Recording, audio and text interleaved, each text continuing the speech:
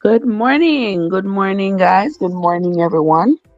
Welcome into the morning live. This is Trev from Trevessence, and you all know by now that at this time of the morning, we gather here to do our Bible reading, which we do each morning. I want to say thanks to everybody who have been coming in and supporting the movement, if you call it, if you will. Those of you who have been coming in and sharing additional literature with me, I appreciate that. Those of you who have commented, who have, just come in, and if you just peeped in, if you came in, if you said something, if you shared the live, whatever your contribution is, I sincerely appreciate you. I appreciate you all. Now, for those of you who are just discovering my channel, a very special welcome to you. Thank you so much for stopping by. Let me just preface with this. Now, each morning, most mornings, I should say, because when I work overnight, I usually don't read the Bible in the morning. I'll be too tired. But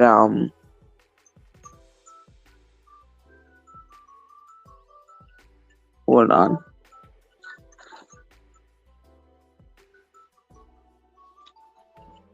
Why are you alarm so late? But anyway, let me get back to what I was saying. For those of you who are just coming, just discovering my channel, just coming on for the first time, I just want to let you know that I do not endorse any particular religion or denomination. Okay? What I'm simply doing is taking you with me on my journey. And mark you, I said my journey. I'm not here to indoctrinate anybody. I'm not here to discourage or encourage any following of any religion or any denomination at all. I'm simply reading the Bible because the Bible has been presented to me all my life as my moral directive.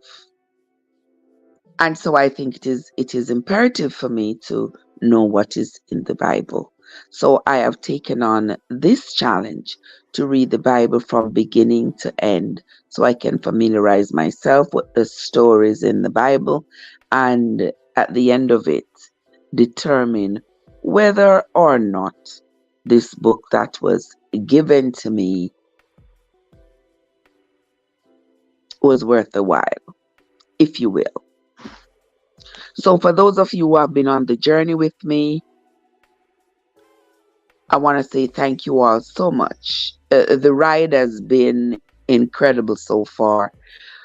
A few days ago, we entered into the New Testament. Now, the New Testament sort of takes on a new feeling for me. Why I say this, if you all notice in the Old Testament, all right, so you all notice that we have been given God, Jesus in the form of a God in the form of Jesus, I should say. This is how many of us were brought up, to believe that there is a Holy Trinity, there is a Father, there's a Son, there is a Holy Spirit, and all that goes along with that. Different denominations and different religions teach differently. But basically, we have been given this invisible being, God, as the all-knowing, all-powerful, knowing everything, allowing things to happen, even when those things are not in alignment with our desires. all that sort of thing. Okay? This is what has been presented to us. But in reading the Old Testament, I have noticed that it is the prophets, all these prophets who have written their books, who have documented what they consider to be their spiritual experiences. These prophets write what they think, what they say the Lord said to them, either in a dream, mostly in a dream. It's always in a dream. God always be talking to them in their dreams. It's very rarely when they are awake and up and about. It's always in their dreams. Their God is talking to them and telling them things. And if you notice in the Old Testament, it is always reported by a prophet that God told them something. No, don't get me wrong, guys. But if everything that the president says, you never hear the president say anything.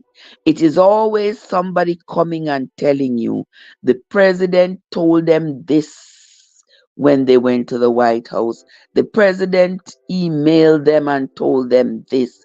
The president, but you have never heard the president speak.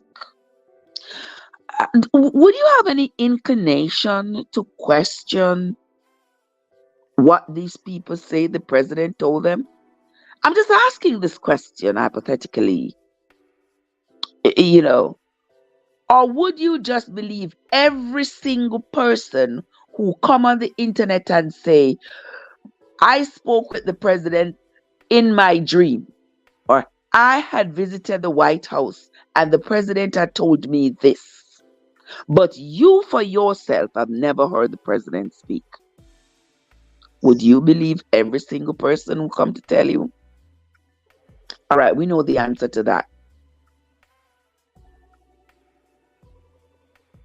You wouldn't believe everybody who told you, but my question now is, how would you be able to determine who was telling the truth and who was not?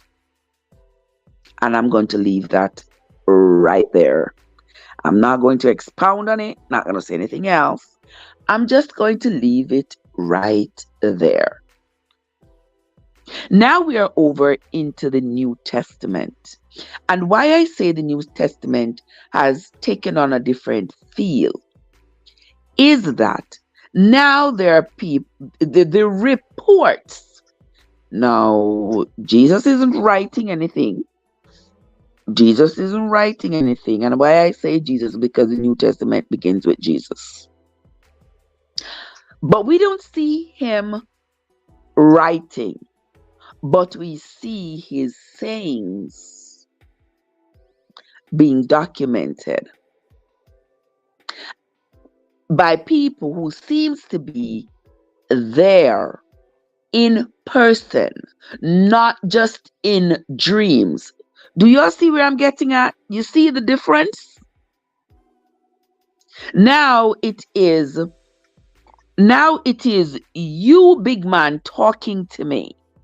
It is you, Vanessa, talking to me.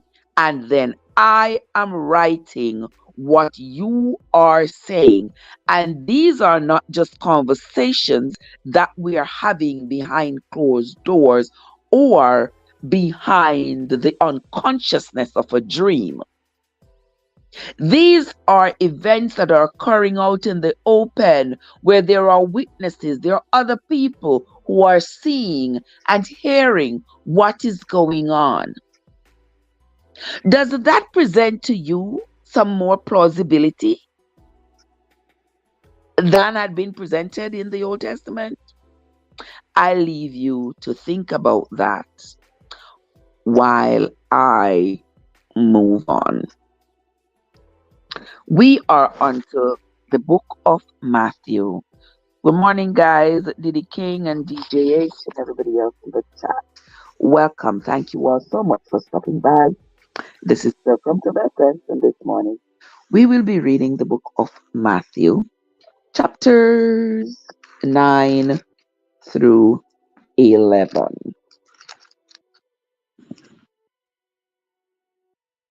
Matthew chapter 9. And you are invited, guys, to read along with me with your book Bible or your Google Bible, whichever one suits you. Come along and read along with me. Matthew chapter 9. And he entered into a ship and passed over and came into his own city. And behold, they brought to him a man sick of the palsy, living on a bed.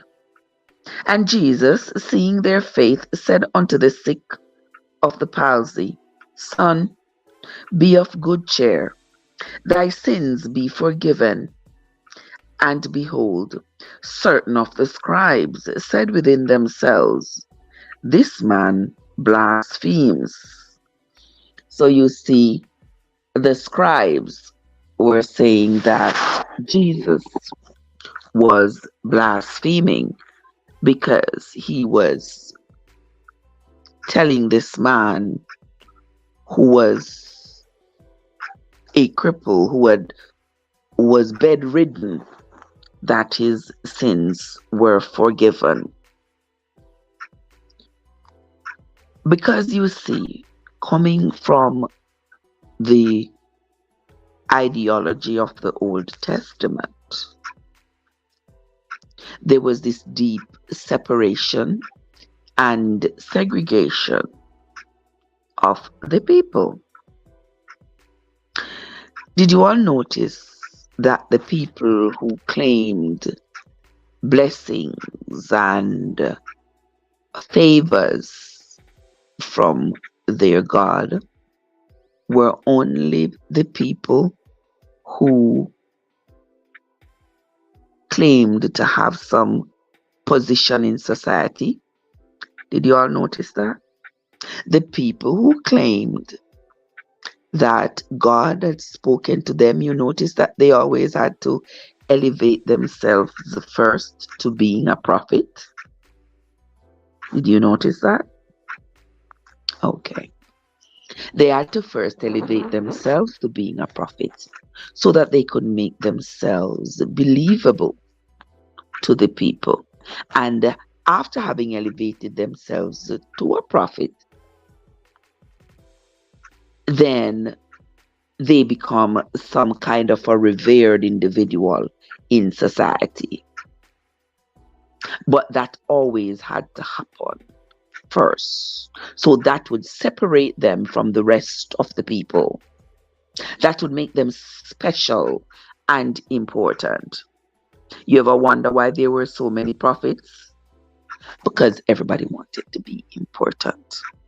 Everybody wanted to be important. That's why. Remember in 1 Kings, when King Ahaz and King Jehoshaphat had that conversation about going up to go fight with Assyria to regain control of the land of Ramoth Gilead. You all remember that? You all remember how many prophets King Ahaz had right there? 400. 400 prophets. Because everybody's ego was ruling them. Everybody wanted, it was almost like a movement. It would be like in today's society, like a TikToker or something, where there are so many TikTokers. There are so many people on social media. I think that's what it was. Everybody wanting to be considered important. And for them to ascend to that level of importance, they had to present themselves as a prophet. They had to claim this prophethood and have the people respect them as such. And by so doing, the people start believing them. So they can come up any morning and say, "Oh, I had a dream. I had a dream. And the Lord told me XYZ," and get the people to believe them. Here, though, in the New Testament, I have noticed a difference in the presentation by these so-called prophets. All right, let us continue. Welcome into the life for those of you who are just coming. Welcome, thank you for coming. Let us continue. And behold, certain of the scribes said within themselves, "This man blasphemes." And Jesus, knowing their thoughts, said, "Wherefore think ye evil in your hearts? For whether is easier to say, Thy sins be forgiven thee, or to say, Arise and walk?" All right. So here it is saying Jesus realized that the scribes were thinking in their hearts that he had blasphemed by telling this man to get up and walk. And that is the separation I was talking about, the division where these prophets and scribes and these people of in authority would believe that the man who is sick, who is bedridden, who is poor, is beneath them. And so they never expected that Jesus would present forgiveness to this individual who was bedridden. And it says that Jesus knew their thoughts. Of course, he was going to know. Why did he know their thoughts? Because it was their custom. It was their custom. So he asked them, "Is it better for me to forgive him or to tell him to get up and walk? Which one is easier?" Let us continue.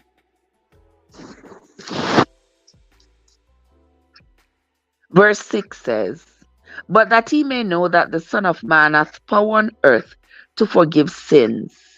Then saith he to the sick of the palsy, Arise, take up your bed, and go unto your house. And he arose and departed to his house. But when the multitude saw it, they marveled, and glorified God, which had given such power unto men. And as Jesus passed forth from thence, he saw a man named Matthew sitting at the receipt of custom.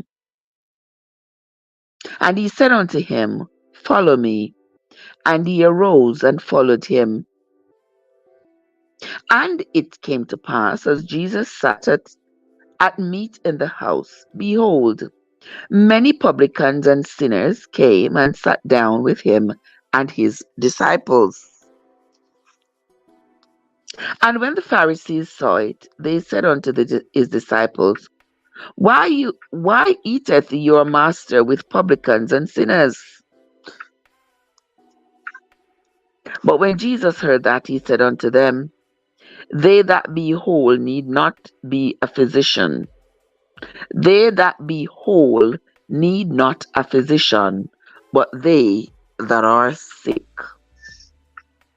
But go ye and learn what that means. I will have mercy and not sacrifice.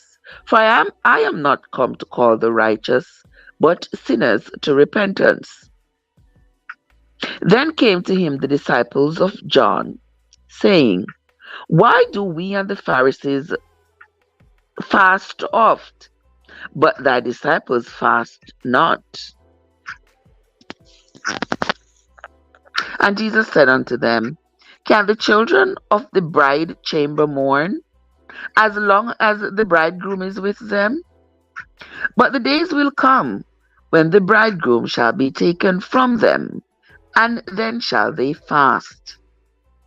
No man puts a piece of new cloth unto an old garment, for that which is put in to fill it up taketh from the garment, and the rent is made worse.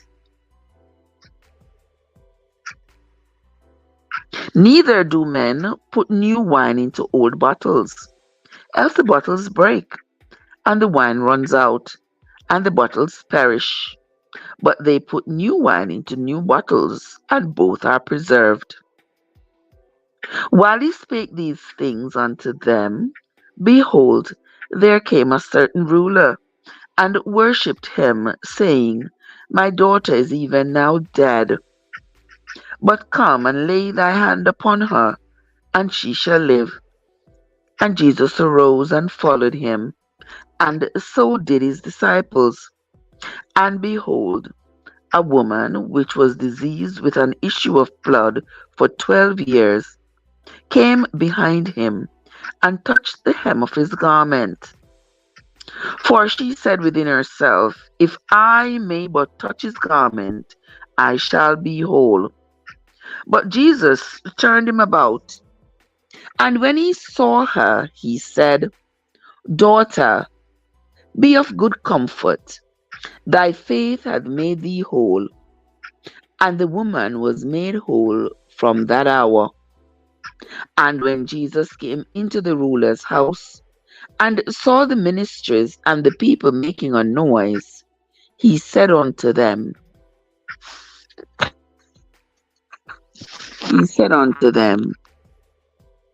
Give place, for the maid is not dead, but is sleeping. And they laughed him to scorn. Hello, Brenda. Who else is here? Miss Tammy. Welcome, guys. And they laughed him to scorn. But when the people were put forth, he went in and took her by the hand, and the maid arose.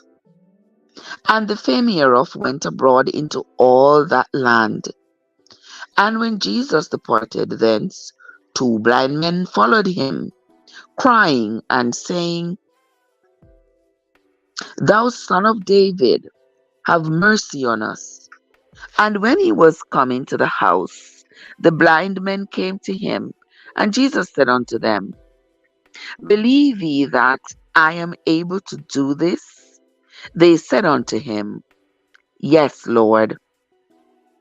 Then he touched their eyes, saying, According to your faith be it unto you. And their eyes were opened. And Jesus straightly charged them, saying, See that no man know it. But they, when they were departed, spread abroad his fame in all that country. So you see, he told these 2 blind men that he had made to see, not to tell anybody, but they couldn't keep it to themselves. So they ran out and told everybody that Jesus had caused them to see again. He had healed their blindness.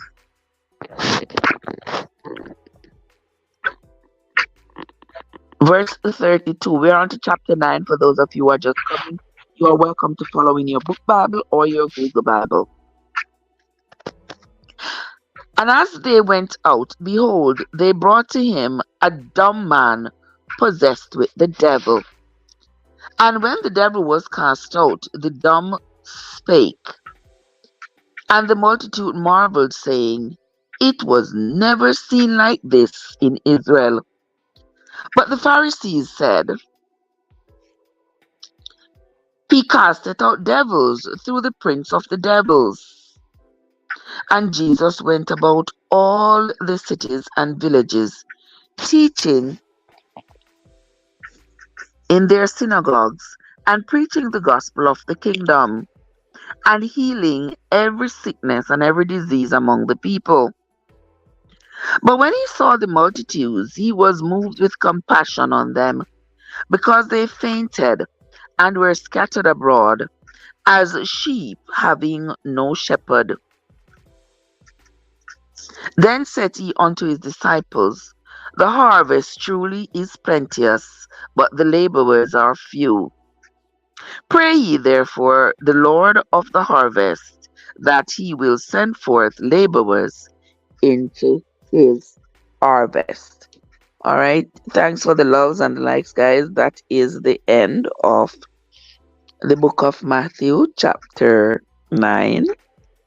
And here we see Jesus traveling through the cities and the villages of Israel, healing people and apparently teaching them about the kingdom, about the kingdom of his Father. We are going to continue with the reading. We'll be reading St. Matthew chapter 10. So follow along with me, guys. Let's begin. St. Matthew chapter 10. And when he had called unto him his 12 disciples, he gave them power against unclean spirits to cast them out and to heal all manner of sickness and all manner of disease. Now, the names of the 12 disciples are: the first one was Simon, who is called Peter, and Andrew his brother, James the son of Zebedee, and John his brother, Philip and Bartholomew, Thomas and Matthew the publican, James the son of Alphaeus, and Lebbeus, whose surname was Thaddeus. Yeah. I don't know somebody I checked from me either many from before me could have walk and talk. Why the name Lebbeus sound so new to me? Does that name sound new to you all guys? Me never remember this name at all. I remember Matthew, Mark, Luke, and John. But me not see the name Mark here, so. So Mark ain't no. Eh. So Mark wasn't no disciple. Eh. Clear. People, let me read this again. Let me read the name of the disciples again. And I'm not about to laugh and say, oh my God, I can't believe that you've never known the name of the disciples. I'm not afraid of saying I didn't know. Did you know? I have them a name at first me I hear them first in my life. Let me read the names of the disciples again. The disciples were Simon. Yes, I know the name Simon. I remember that one. He's also called Peter. All right, so they called him Simon Peter. And Andrew, his brother. Yeah, I know that. James, yes, the son of Zebedee. I remember James. And John, his brother. Philip. I remember the name Philip only because I had this poem that I had learned as a child that had the name Philip in it. And Bartholomew, I remember the name Bartholomew, but Bartholomew was another one. And then there was Thomas. I remember Thomas, and I remember the name Matthew. Matthew was the publican. And then there was another James. That was James, the son of Alphaeus. And Lebbeus, whose surname was Thaddeus.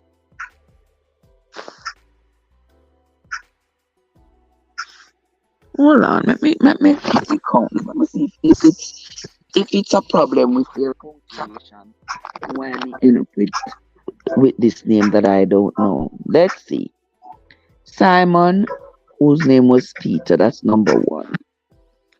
Then there was Andrew's brother, number two.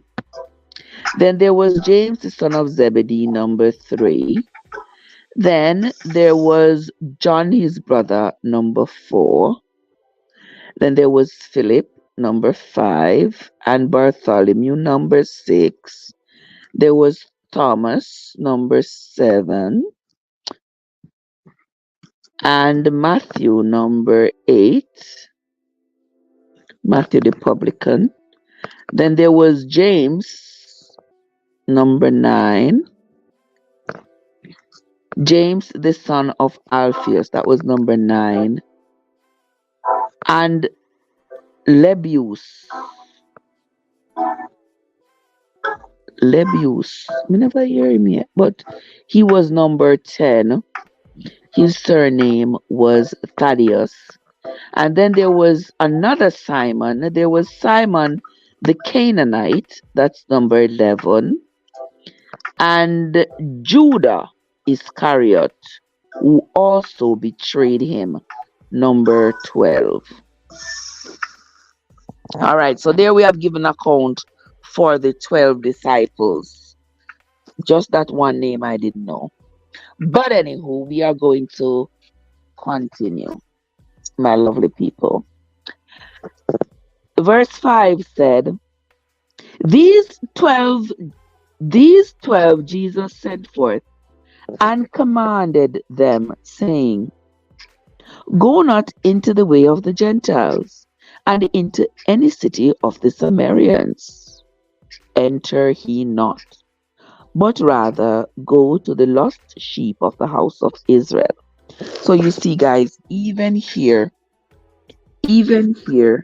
Jesus was discouraging his disciples from going among the people who were not Jews. He was discouraging them from going among the non-Jews. He says, do not go into Samaria. Samaria, do not go among those people. Let's continue. And as ye go, preach, saying, the kingdom of heaven is at hand. Heal the sick, cleanse the lepers, raise the dead, cast out devils. Freely ye have received, freely ye should give. Provide neither gold nor silver, nor brass in your purses, nor scrip for your journey, neither two coats, neither shoes, nor yet scarves, nor yet staves, for the workman is worthy of his meat. And into whatsoever city or town ye shall enter, enquire who in it is worthy, and there abide till he go thence.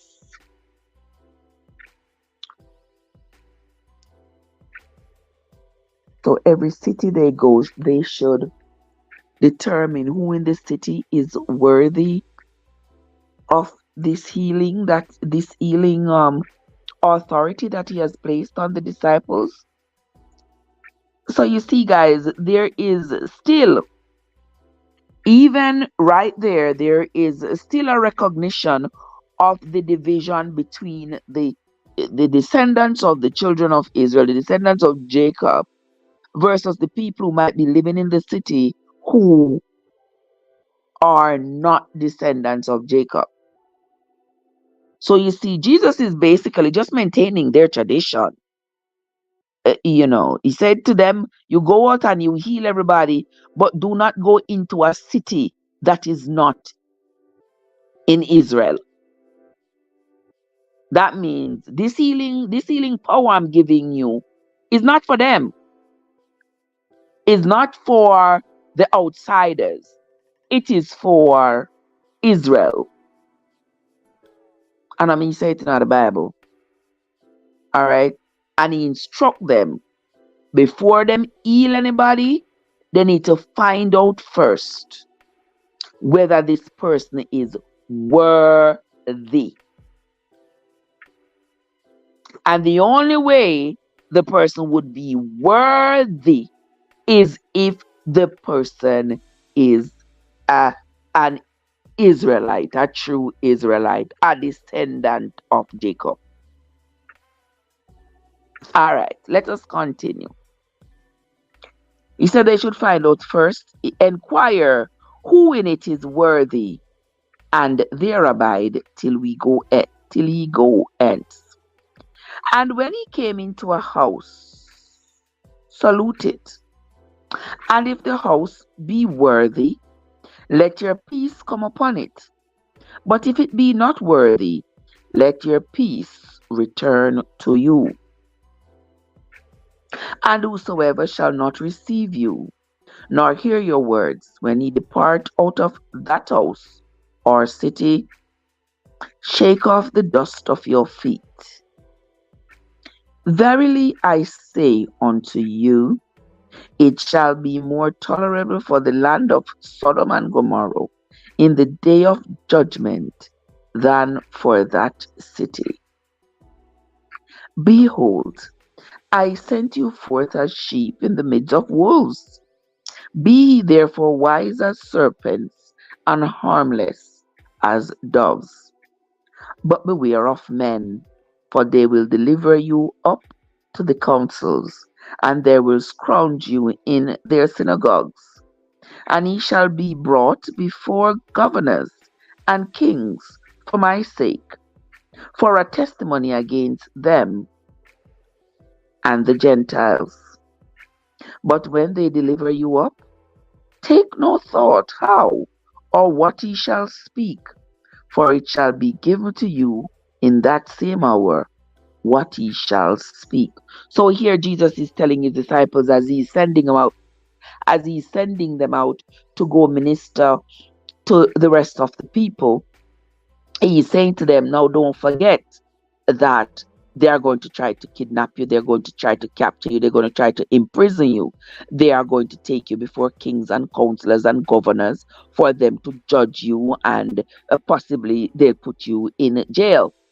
Don't worry about what you are going to say in your own defense, because at the moment when they capture you and bring you before the council of judgment, the words that you must say in your own defense will be put in your mouth. Let's continue. Verse 20. For it is not he that speak, but the Spirit of the Father which speaks in you. And the brother shall deliver up the brother to death, and the father shall deliver up his child, and the children shall rise up against their parents, and cause them to be put to death. And he shall be hated of all men for my name's sake. But he that endureth to the end shall be saved.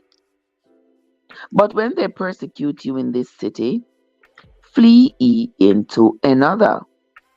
For verily I say unto you, ye shall not have gone over the cities of Israel till the Son of Man be come.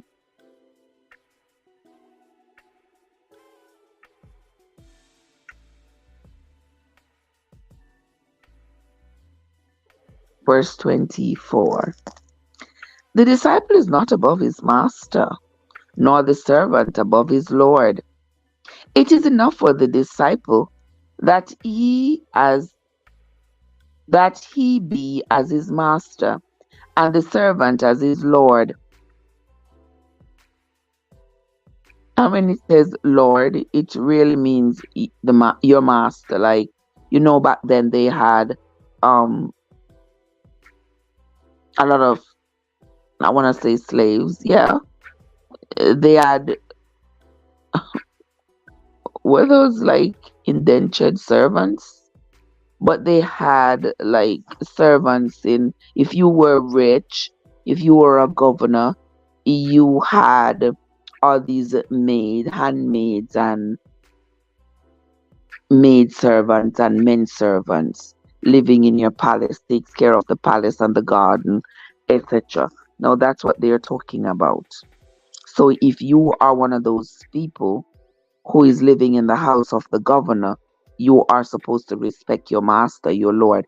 And that master and Lord it's talking about is the governor or the priest or whoever is the master of the house in which you live and work. Let's continue. Verse 24. The disciple is not above his master, nor the servant above his Lord. It is enough for the disciple that he be as his master, and the servant as his Lord. If they have called the master of the house Beelzebub, how much more shall they call them of his household? Fear them not therefore, for there is nothing covered that shall not be revealed, and hid that shall not be known. What I tell you in darkness shall speak ye in light, and what ye hear in the ear, that preach ye upon the housetops. And fear not them which kill the body, but are not able to kill the soul, but rather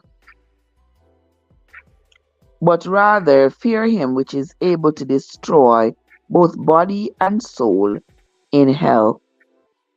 And are not two sparrows sold for a farthing? And one of them shall not fall on the ground without your Father.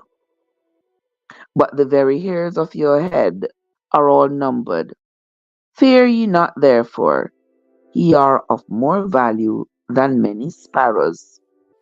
Whosoever therefore shall confess me before men, him will I confess after before my Father which is in heaven.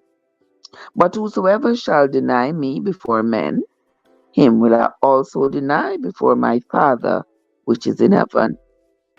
Think not that I am come to send peace on earth. I came not to send peace, but a sword. Let me read this again. Fear not that I am come to send peace. Not fear not, but think not. Don't even think that I am come to send peace on earth. I am not come to send peace. I am come to send the sword.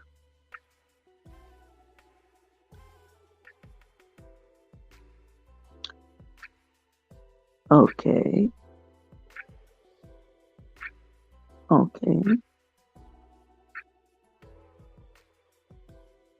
I'm marking that right there because we're going to get back to that at some point. Verse 35. For I am come to set a man at variance against his father, and the daughter against her mother, and the daughter-in-law against her mother-in-law. And a man's foes shall be they of his own household.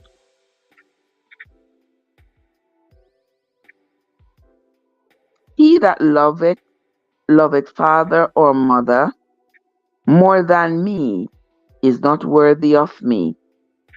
And he that loveth son or daughter more than me is not worthy of me. And he that taketh not care of his cross, and he that taketh not his cross, and follow after me, is not worthy of me.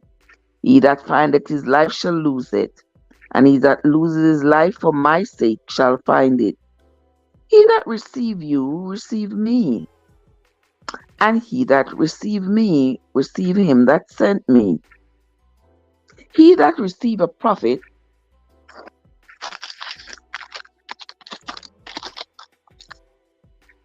in the name of a prophet shall receive a prophet's reward, and he that receive a righteous man in the name of a righteous man shall receive a righteous man's reward.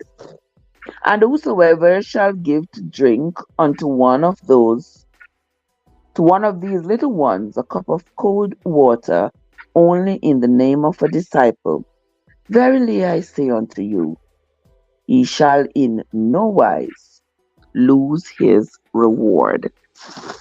And that is the end of St. Matthew chapter 10. Now, I told you all to take note of St. Matthew chapter 10 and verse 34, where he says, do not think that I came to to send peace on earth, but to send the sword. Now, I know a lot of people would jump on that and say, well, Jesus' whole purpose was to cause contention and confusion because of that verse right there. And I would say to you, there is something called context. And we need to read for context clues as to what is being said to us, because sometimes the writings come in figurative terms rather than in deliberate terms. So here when he says he did not come for peace, but he came for the sword, it is a figuratively speaking, because he went on to say he's going to cause fathers to be against sons, and sons against fathers, and daughters against mothers. Why is that so? It's not because he's contentious and he's coming to cause an uproar and make a mess of everything and cause everybody to be fighting against each other. No. Based on the context here, he's saying that because some people are going to follow him and some are going to oppose him, it is going to cause conflicts within families. That's all it's saying. Per my understanding, and I can safely say I have a darn good understanding of the English language and the written word. And that is why I always say, guys, when you read the Bible, I have a very big problem with people who seek to just grab a verse here and grab a verse there of the Bible. I have a problem with that. Because when you just grab a verse here and grab a verse there, you haven't really read the context of what that particular verse contains. You have just missed the whole point, because I'm sure there is something before and afterwards that will justify that one sentence, that one verse that you are reading. But you have to just read. You ever listen to those pastors? They're preaching a whole sermon. These prosperity gospel pastors, they preach a whole sermon for 2 hours based on one single verse in the Bible. They take one verse and they use that one verse as their guide, and they preach about this one verb. They turn it inside out, upside down, preach about it, or you must abide by this verse. But if you never go to the Bible and read it for yourself, you might not realize that that one verse that they have been preaching about, what they're saying, when it was said in the Bible, it had absolutely nothing to do with what they're saying. And that is why I say context is so important. And that is why I like to read the whole thing. If it's one verse, I'm going to read the entire chapter pertaining to that verse, so that I can know who was speaking, to whom were they speaking, what were they talking about, what were the circumstances surrounding the utterance of that particular statement, and what makes that statement relevant to me now.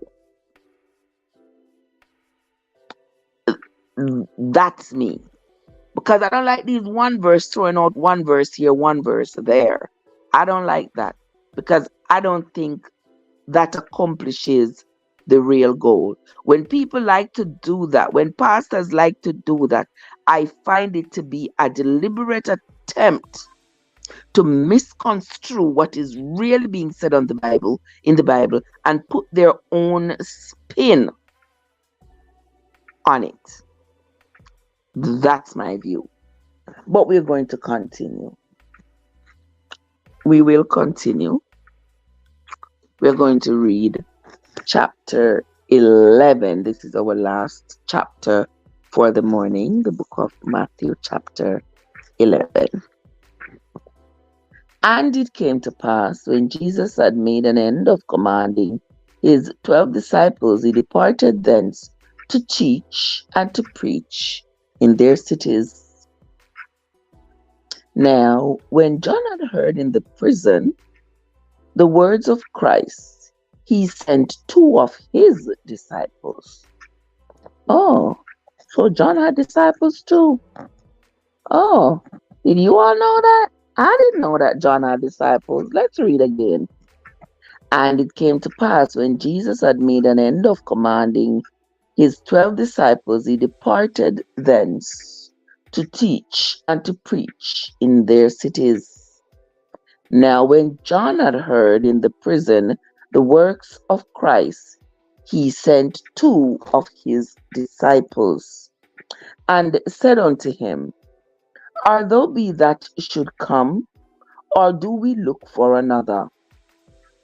Jesus answered and said unto them, Go and show John again those things which ye do hear and see. All right, so that confirms to me that John did have his own disciples as well. And John sent his disciples to consult with Jesus.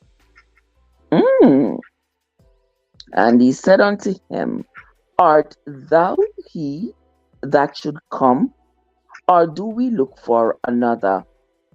Jesus answered and said unto them, Go and show John again these things which ye do hear and see. The blind receive their sight, and the lame walk. The lepers are cleansed, and the deaf hear. The dead are raised up, and the poor have the gospel preached to them. This is interesting. This is interesting. And the poor have the gospel preached to them. So having the gospel preached to the poor, how is that comparable to the blind seeing? That's interesting. I guess that explains a lot. That explains a lot. Why poor people are so hell-bent. Okay, let us continue. Verse 6. And blessed is he whosoever shall not be offended in me. And as they departed, Jesus began to say unto the multitudes concerning John, What went ye out into the wilderness to see? A reed shaken with the wind? But what went ye out to see? A man clothed in soft raiment? Behold, they that wear soft clothing are in kings' houses. But what went ye out to see? A prophet? Yea, I say unto you, and more than a prophet. For this is he of whom it is written, Behold, I send my messenger before thy face, which shall prepare thy way before thee. Verily I say unto you, among them that are born of women, there hath not risen a greater than John the Baptist. Notwithstanding, he that is least in the kingdom of heaven is greater than he. And from the days of John the Baptist until now, the kingdom of heaven suffers violence, and the violence take it by force.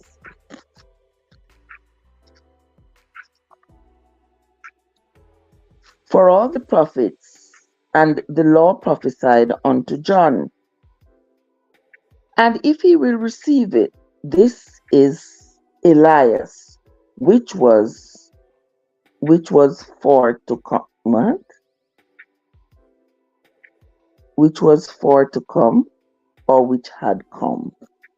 Remember, Elias, as we determined in our last reading, that this Elias that the New Testament talk about, this prophet Elias, was really Isaiah. And when it talks about Jeremy, was really Jeremiah. We determined that. All right, let us continue.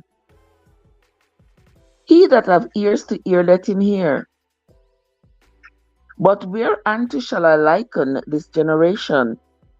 It is like unto children sitting in the markets, and calling unto their fellows, and saying, We have piped unto you,